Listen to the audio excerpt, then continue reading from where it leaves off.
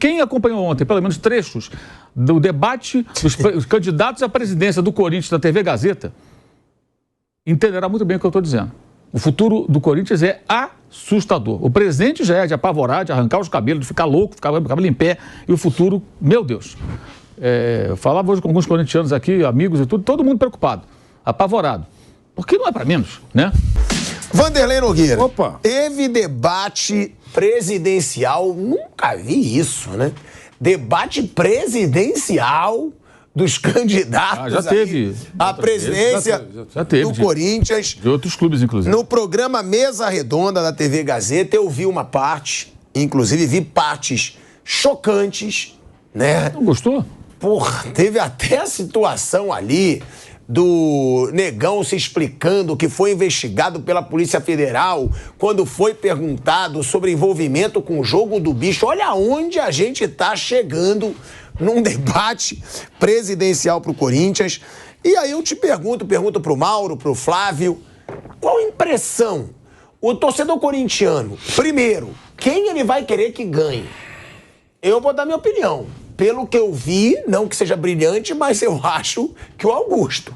Porque tiveram situações ali do outro... E também por ser uma oposição, né? Diante de uma diretoria que está aí há tanto tempo e está fazendo tanta coisa com o Corinthians.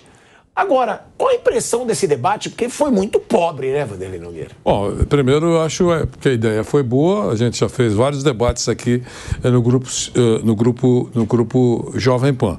Mas a ideia foi boa de levar os dois candidatos, até para que eles mostrassem mesmo, se mostrassem diante da torcida, enfim, e todo mundo pudesse comentar. Todo mundo está comentando. Aqueles que não assistiram pelo menos cortes do programa, textos, né, dando as respostas dos participantes. Então, eu acho importante isso.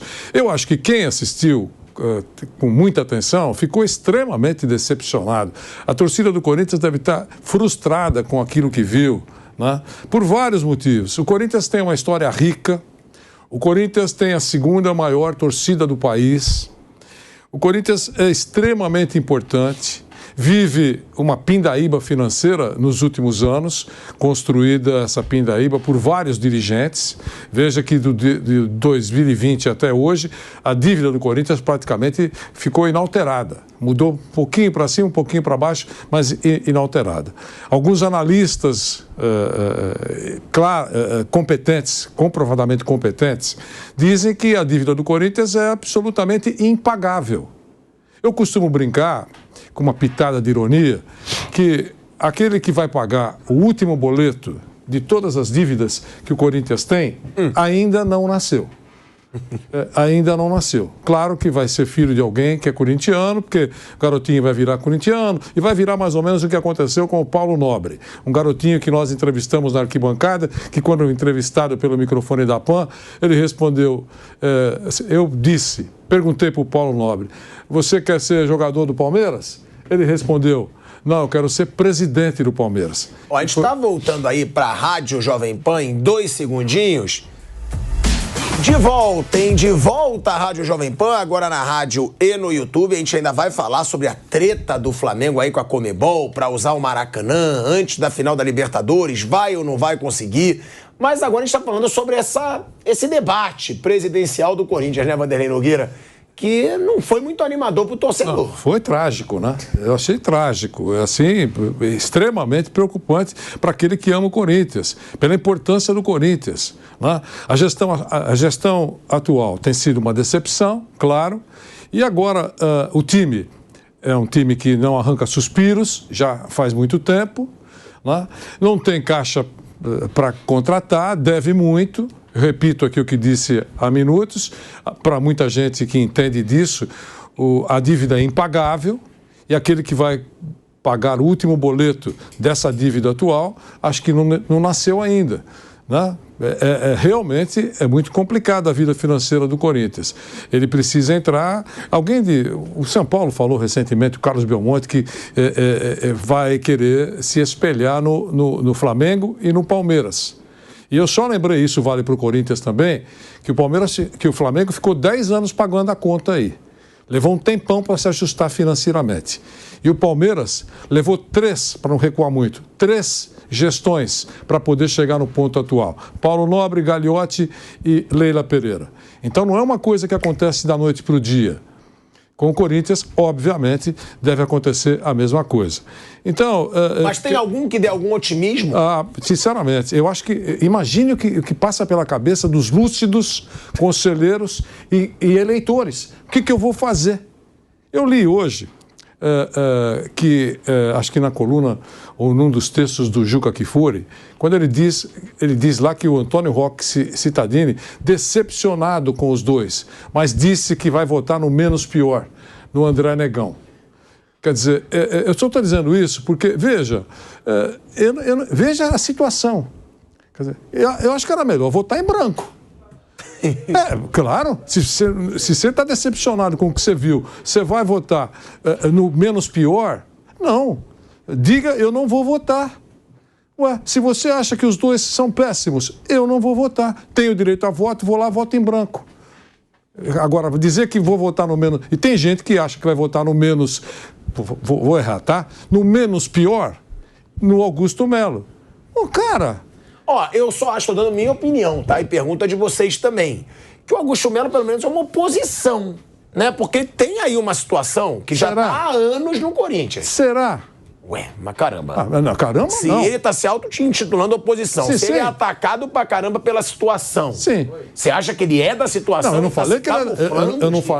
Eu não falei que ele é. Eu falei, ele pode ser da oposição, pero não mútil.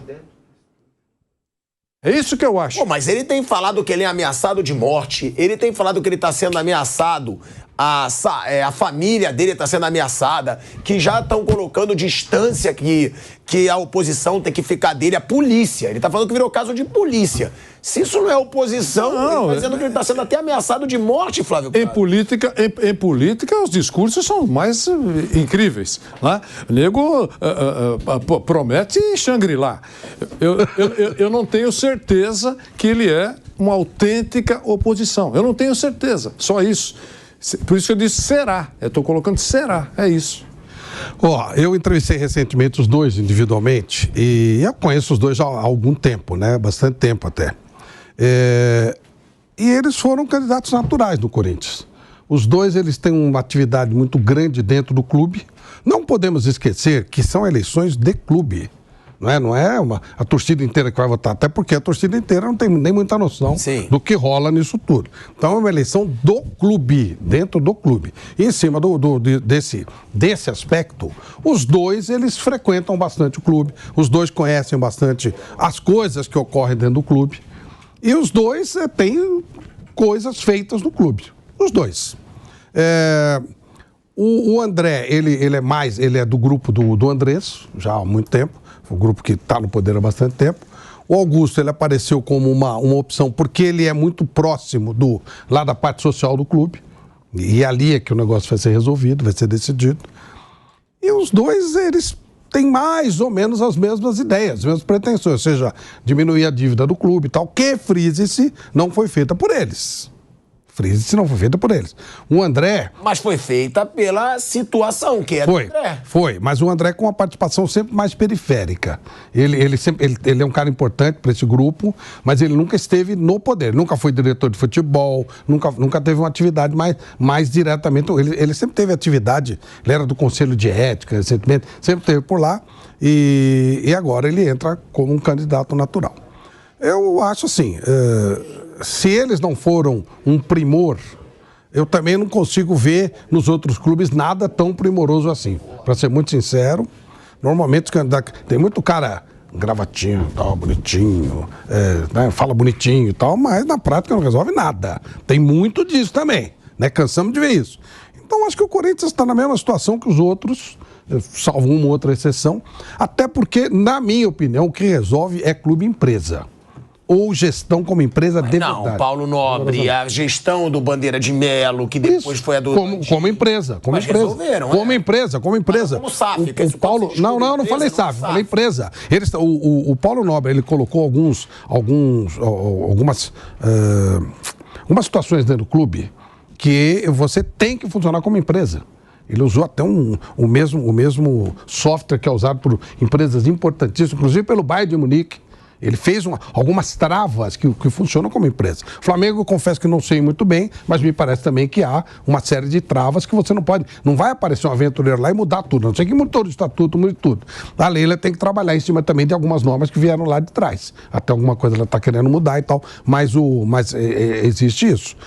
É diferente de quando você tem esse sistema onde manda o presidente, manda ele e seus amigos, que é mais ou menos como funcionam quase todos os times aqui no Brasil. Então, acho que o Corinthians não vai estar numa situação muito diferente, não. E com relação a quem é melhor, quem é pior para o clube, aí realmente é problema do clube, né? Os dois conhecem muito bem o clube, os dois conhecem profundamente o clube, eles são bem conhecidos no clube, e aí o Corinthians tem que resolver a vida dele.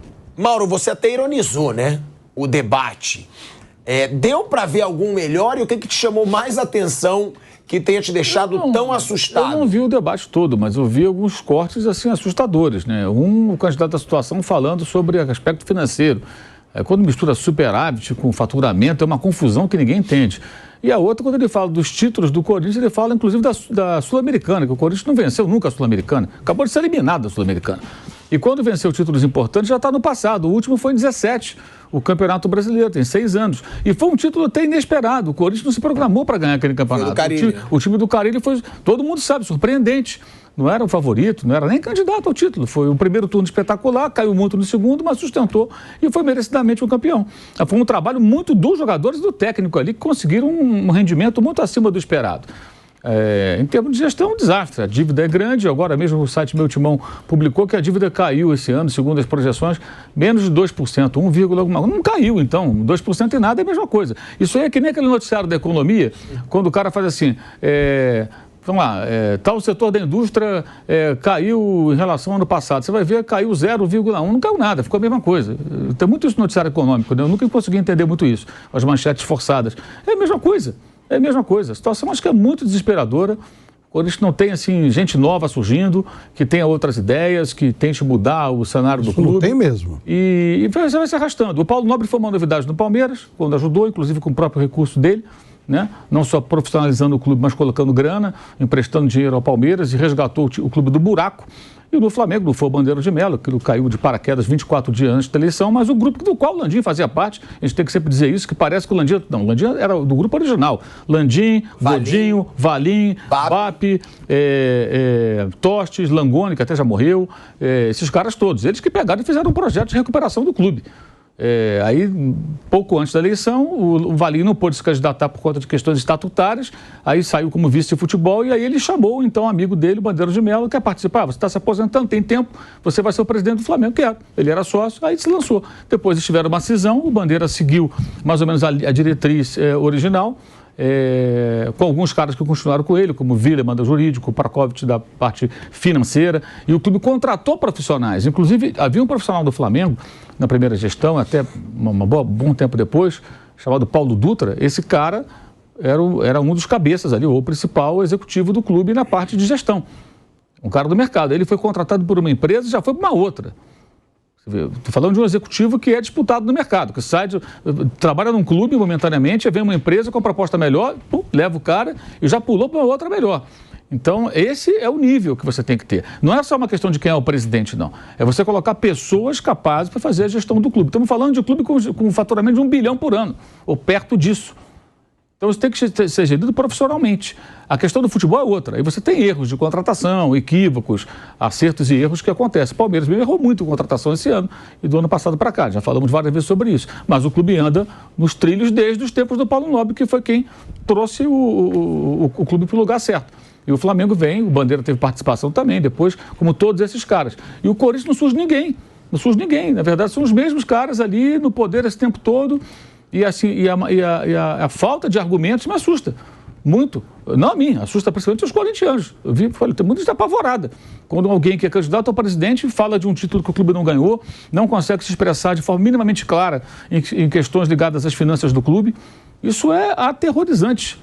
Pena que a gente não tem aqui para poder exibir esses trechos. Está na rede social. É uma coisa, assim, muito assustadora. Ô, Mauro, só para finalizar o seu comentário, você vê algum melhor do que o outro nesse debate ou não? Eu não. Você acha tudo a mesma coisa? Eu não vejo nenhuma perspectiva para o Corinthians. Eu acho assustador. Você acha, então, que o torcedor que viu tá desesperado com o futuro do clube? Muito. Assustado. Olha aí, ó. E o Kaique Lima, que é torcedor e é nosso diretor, responde aqui no fone: sim, estamos desesperados. E não é, digamos assim, não é uma reação inaceitável. Poxa vida, você tem duas alternativas lá. E nenhuma das duas arranca suspiros. O que você vai fazer? Eu não sei, eu não quero ser coautor disso. Eu, torcedor, ou eu, eleitor, eu não quero ser coautor. Não, eu tenho certeza que a situação vai melhorar. Vota na situação. Eu tenho certeza que pelo menos a oposição vai mudar alguma coisa. Vota na oposição.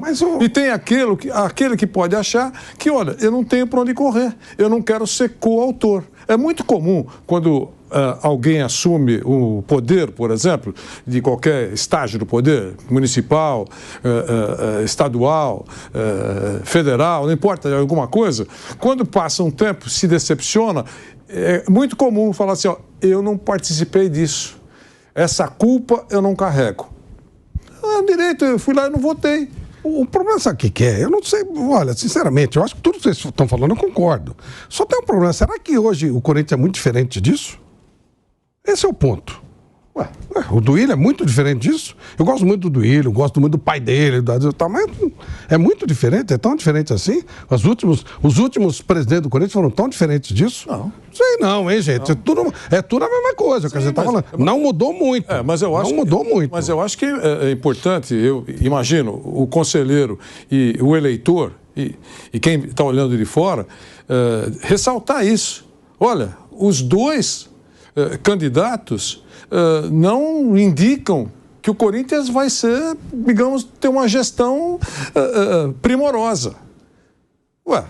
Agora, um deles vai assumir e pode transformar num gestor ISO 9000. Tomara.